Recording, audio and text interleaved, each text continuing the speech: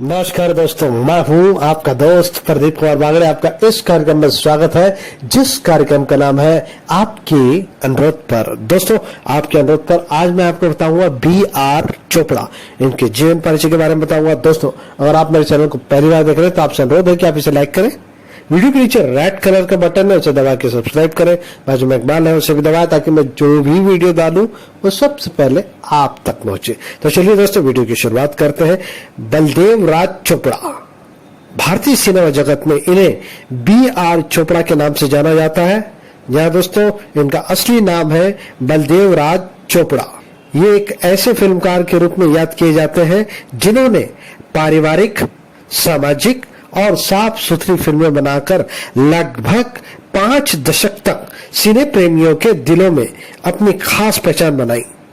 नया दौर, वक्त, हमराज, बाबुल और बागबान जैसी जीवन में रची बसी कहानियों को दर्शक B.R. चोपड़ा की फिल्में आज भी सिने प्रेमियों के दिलो दिमाग पर राज करती है। उन्होंने विधवा, पुनर्विवाह और वेश्यावृत्ति जैसी सामाजिक समस्याओं को अपनी फिल्मों का विषय बनाया। उनकी ज्यादातर फिल्में किसी न किसी सामाजिक मुद्दे पर आधारित रहती थी। फिल्मी जगत में दिए गए उनके योगदान के लिए भारत सरकार ने उन्हें फिल्म के सबसे बड़े सम्मान दादा साहब फाल्के पुरस्कार देकर सम्मानित किया। B.R. चोपड़ा का जन्म 22 अप्रैल 1914 को तत्कालीन पंजाब राज्य के लुधियाना शहर में हुआ था। उन्होंने अंग्रेजी साहित्य में अपनी ग्रेजुएशन की शिक्षा लाहौर के मशहूर गवर्नमेंट कॉलेज से पूरी की। इस कॉलेज ने फिल्म और साहित्य जगत को बलराज साहनी, देवानंद, चेतन आनंद और खुशवंत सिंह जैसी शख्सियत दी। B.R. चोपड़ा बचपन के दिनों से ही फिल्मों में काम कर शोहरत की बुलंदी पर पहुंचना चाहते थे।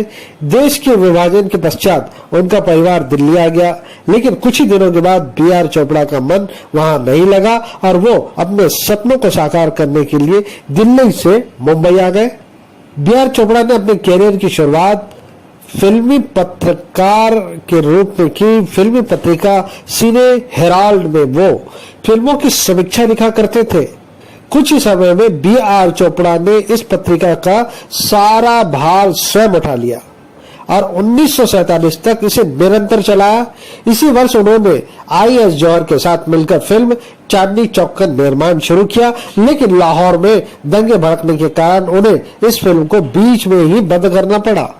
वर्ष 1949 में फिल्म करवट से उन्होंने फिल्म निर्माण के क्षेत्र में कदम रखा, लेकिन दुर्भाग्य से ये फिल्म बॉक्स ऑफिस पर बुरी तरह असफल हुई। 1951 में अशोक कुमार अभिनीत फिल्म अफसाना को B.R. चोपड़ा ने निर्देशित किया।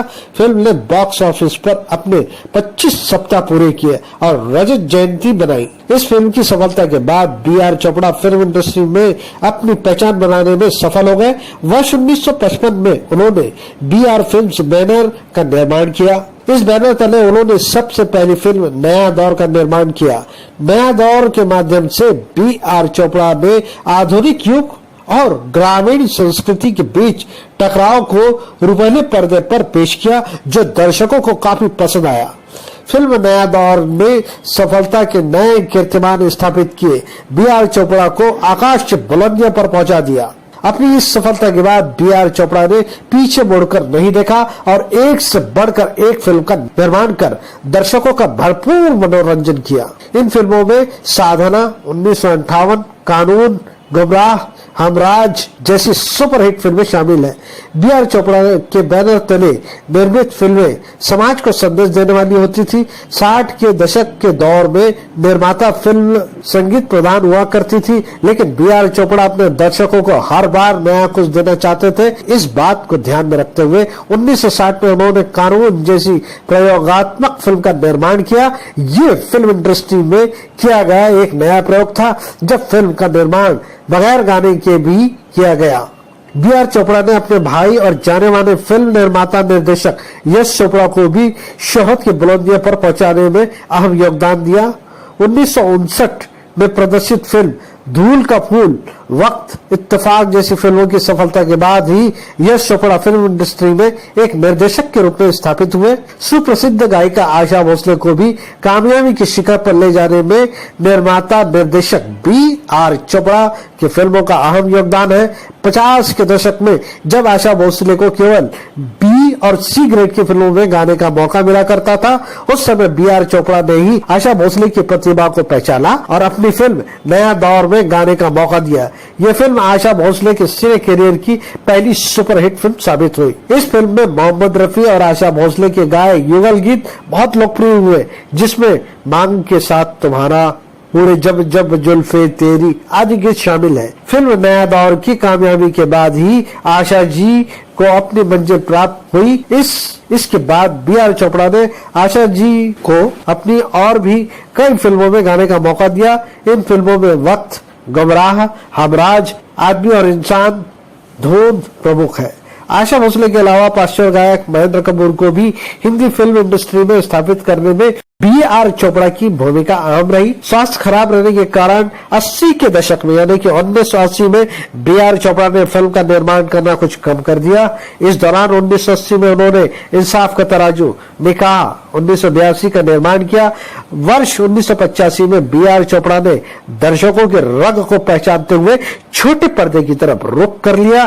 दूरदर्शन के इतिहास में अब तक सबसे ज्यादा कामयाब रहे सीरियल महाभारत के निर्माण का श्रेय B.R. चोपड़ा को ही जाता है। 96% दर्शकों तक पहुंचाने के साथ ही इस सीरियल ने अपना नाम Guinness book of world record में भी दर्ज कराया।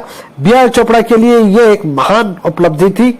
B.R. चोपड़ा को प्राप्त हुए सम्मान पर यदि गौर किया जाए तो 1998 में हिंदी सिनेमा के सर्वोच्च सम्मान दादा साहब फाल्के पुरस्कार से सम्मानित किया गया। इसके अलावा 1960 में प्रदर्शित फिल्म कानून के लिए सर्वश्रेष्ठ निर्देशक के रूप में फिल्म फेयर से सम्मानित किया गया। बहुमुखी प्रतिभा के धनी B.R. चोपड़ा ने फिल्म निर्माण के अलावा बागबान और बाबुल की कहानी भी लिखी। अपनी निर्मित फिल्म से दर्शकों के बीच विशिष्ट पहचान बनाने वाले फिल्मकार B.R. चोपड़ा 5 नवंबर 2008 को इस दुनिया को अलविदा कह गए। फिल्म नए दौर के निर्माण की कहानी भी कम दिलचस्प नहीं है। इस फिल्म की कहानी अख्तर मिर्जा जी ने लिखी थी। इस हट के कहानी को महबूब खान, S. मुखर्जी और S.S. वास जैसे निर्देशकों ने एक सिरे से नकार दिया था। इस विषय में उनकी राय थी कि ये एक बहुत बढ़िया डॉक्यूमेंट्री फिल्म बन सकती है, पर एक फीचर फिल्म कभी नहीं बन सकता। B.R. चोपड़ा ने इसी कहानी पर काम करने का फैसला किया, लेकिन जब उन्होंने दिलीप कुमार के साथ इस फिल्म की चर्चा की तो उन्होंने कहानी सुनने से ही इनकार कर दिया। B.R. चोपड़ा की अगली पसंद अशोक कुमार थे। वे उनके पास पहुंचे। अशोक कुमार का मानना था कि उनकी छवि शहरी है और वे इस गांव के किरदार के लिए नहीं जमेंगे, लेकिन उन्होंने B.R. चोपड़ा की ओर से दिलीप कुमार से इस बारे में फिर बात की। इस बार दिलीप कुमार राजी हो गए। आधुनिक दौर की दौड़ में पीसने वाले एक आम ग्रामीण की कहानी को फिल्म के पर्दे पर लेकर आना आसान नहीं था। कुछ हफ्ते तक कारदार स्टूडियो में शूटिंग करने के बाद लगभग 100 लोगों की टीम को कूच करना था आउटडोर लोकेशन के लिए, जो कि भोपाल के आसपास था। वहीं शूटिंग होनी थी। उन दिनों मधुबाला और दिलीप कुमार के प्रेम के चर्चे इंडस्ट्री में मशहूर थे, तो फिल्म की नायिका मधुबाला के पिता ने मधुबाला को शूट पर भेजने से इनकार कर दिया। B.R. चोपड़ा ने कोर्ट में मुकदमा लड़ा। अपील में तर्क दिया कि फिल्म की कहानी के लिए ये आउटडोर बहुत जरूरी है। दिलीप कुमार ने B.R. के पक्ष में गवाही दी। मुकदमा तो उन्होंने जीत लिया, पर मधुबाला को कानूनी दांव पेच में बचने के लिए केस वापस लेना पड़ा और इस तरह फिल्म में मधुबाला के स्थान पर वैजंती माला का आगमन हुआ।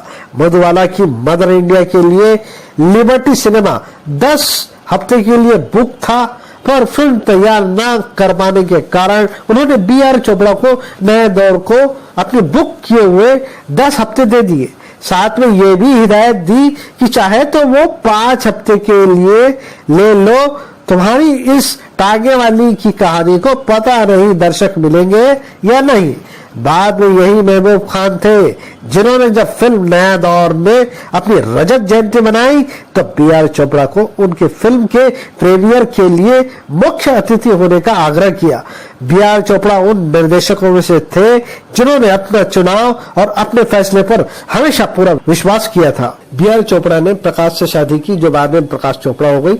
इनके 3 बच्चे, साथ में रवि चोपड़ा भी शामिल है। इनके जो सगे संबंधी है वो चोपड़ा और जौहर परिवार के हैं। इन्हें 2001 में पद्म भूषण भारत के तीसरे सबसे बड़े सम्मान से नवाजा गया। उनके छोटे भाई यश चोपड़ा, बेटे रवि चोपड़ा और भतीजे आदित्य चोपड़ा और करण जौहर भी बॉलीवुड उद्योग में निर्देशक हैं। उनके भतीजे उदय चोपड़ा एक अभिनेता और निर्माता है। इनकी कुछ महत्वपूर्ण फिल्मों के नाम 1949 करवट, अफसाना, शोले 1953 में आई थी, चांदनी चौक, एक ही रास्ता 1956, नया दौर, साधना, धूल का फूल, कानून, धर्मपुत्र, गुमराह, वक्त, हमराज, इत्तेफाक, आदमी और इंसान, दास्तान, धून, जमीन, छोटी सी बात, कर्म, पति पत्नी और वो, द बर्निंग ट्रेन, इंसाफ का तराजू, अग्नि परीक्षा, बीटा, निकाह, तेरी मेरी कहानी, मजदूर, धरती आकाश, आज की आवाज, गजल, तवायफ, किराएदार, दहलीज, आवाम, महाभारत, महाभारत कथा, प्रतिज्ञाबंध, कल की आवाज, सौदा, कानून, विष्णु पुराण, रामायण, बागबान, कामिनी, दामिनी, विरासत, बाबुल, भूतनाथ। तो उम्मीद करता हूँ दोस्तों मैंने आपको जो जानकारी दी है वो आपको जरूर अच्छी लगी होगी। तो इसी के साथ अपने दोस्त प्रदीप कुमार वांगड़े को इस कार्यक्रम से जाने की इजाजत दीजिए। नमस्कार, जय हिंद।